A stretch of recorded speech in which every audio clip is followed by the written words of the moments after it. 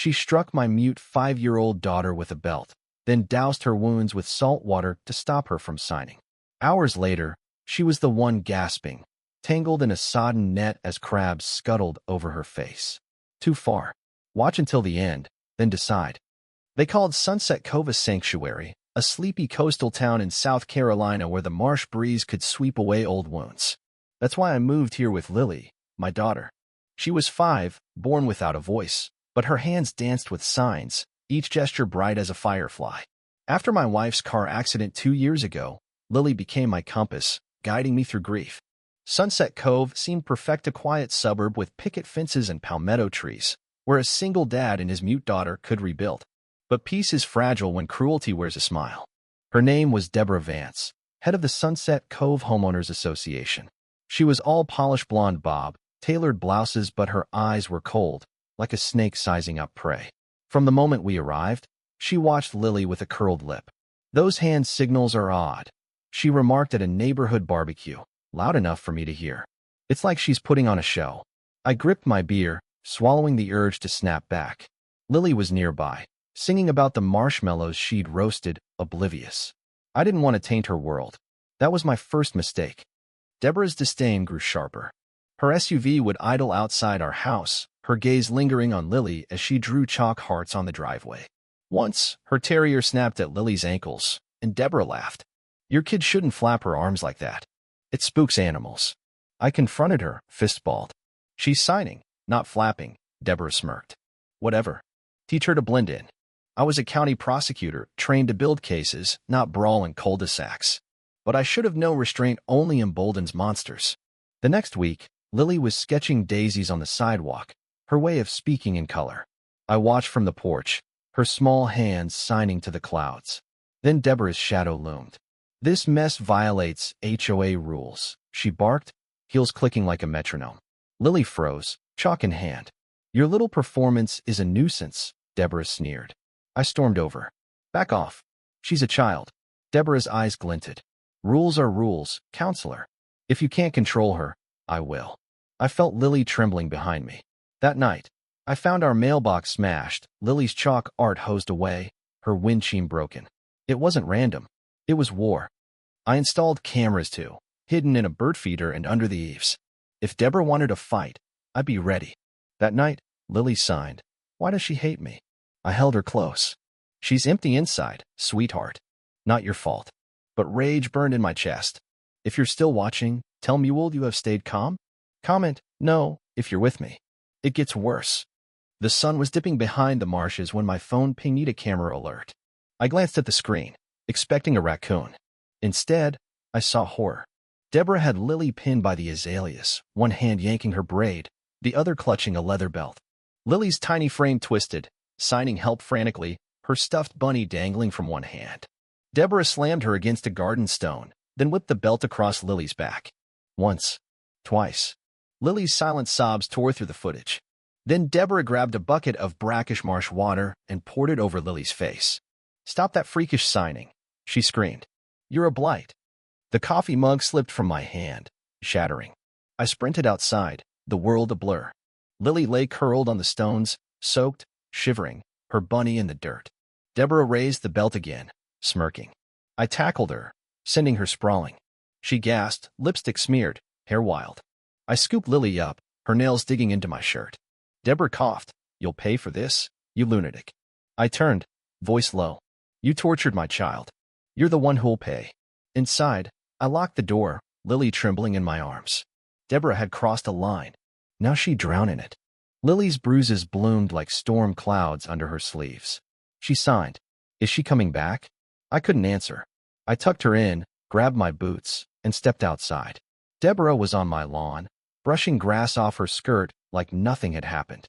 "Well, look who's playing tough," she taunted. "Hit me. I'll have the cops here in 10. I stepped closer. "You beat a mute 5-year-old and laughed. This isn't a game." She folded her arms. "She's a disruption. You want sympathy? Call a talk show." I grabbed her wrist, twisting until she yelped, and dragged her toward the marsh. She screamed, heels catching on roots. The tide was rising, and waves were crashing against the crabbing docks. I hauled her to a tidal pita muddy trench where old nets rotted and crabs skittered. I shoved her in, water splashing to her waist. She flailed, cursing. I threw a moldy net over her, its weight pinning her arms. "What are you doing?" she shrieked. I crouched. "This is what helpless feels like, Deborah. What Lily felt when you crushed her." She choked on salt water, the net tangling tighter. Crabs scuttled over her shoulders. "This isn't a courtroom," I said. "This is justice." Lightning flashed as she thrashed, makeup streaking, hair plastered to her face. "You remember what you did to Lily, don't you?" I growled. She spat water. "I didn't mean," I cut her off. "You meant every lash, every insult. You called her a freak." I yanked her out, dragging her over jagged shells. Her knees bled, but I didn't stop. At a coral shelf, I slammed her down. "This is for Lily's silence," I said, pressing a sharp stone to her cheek, drawing a thin red line. She sobbed, not from pain, but from powerlessness. "Please, stop." I leaned close. "Lily couldn't scream. Now you're screaming for her."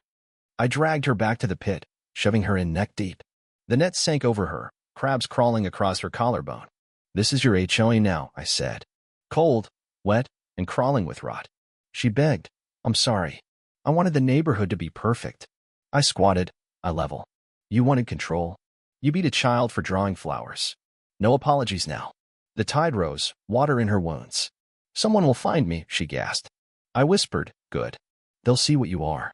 I left her there, soaked and broken, and walked home. Lily slept, clutching her bunny. But I wasn't done. Deborah's power had to end. The next morning, I called an emergency HOA meeting. By dusk, the community center was packed, 50 neighbors in folding chairs. Deborah limped in, hand bandaged, face bruised. Gasps rippled through the room. I stood at the podium, voice steady. "This isn't about lawn ornaments. It's about a child who couldn't scream." The projector flicked on. Video 1, Deborah whipping Lily, her tiny arms shielding her face. Video 2, salt water in Lily's eyes, Deborah's sneer. The room froze. A woman sobbed. I tossed a stack of papers, HOA fines, threats, embezzlement records. "She's been stealing from you, bullying you." A man stood. "She fined me $500 for a cracked mailbox." A mother cried. "She called my autistic son a nuisance." Deborah staggered forward. "They're lying. He attacked me." I held up the gate key, now stained with her blood. "You beat a child. You stole from these people. Your rules end tonight." I turned to the crowd. "Vote to remove her. Make it unanimous." Every hand rose. Deborah screamed, flailing as 2 men escorted her out. Her kingdom was dust. The sheriff arrested her 2 days later at a rented trailer by the docks. She pleaded guilty: assault, embezzlement. 5 years restitution, banned from working with kids. In court, she glared. But I looked at Lily, sketching butterflies, legs swinging. Peace settled over me. We elected Mrs. Larson as HOA chair. She tore up the chalk bands, opened the gates, and declared the lawns a free zone for kids. Lily designed the new sign, "Welcome to Sunset Cove, where kindness rules."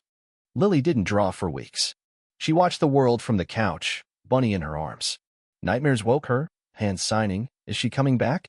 I found a therapist, Ms. Ellis, who brought crayons and patience. Slowly, Lily drew again, first shapes, then trees, then a picture of Deborah, small and netted, with Lily standing tall, the word "safe" in green crayon. I framed it by the door. One day, Lily stepped onto the porch, barefoot, and smiled. Neighbors rallied. Mrs. Larson baked cookies, Mr. Hayes hosted a chalk festival, and the Garcias gave Lily a sketchbook. Sunset Cove healed, not just its fences but its heart.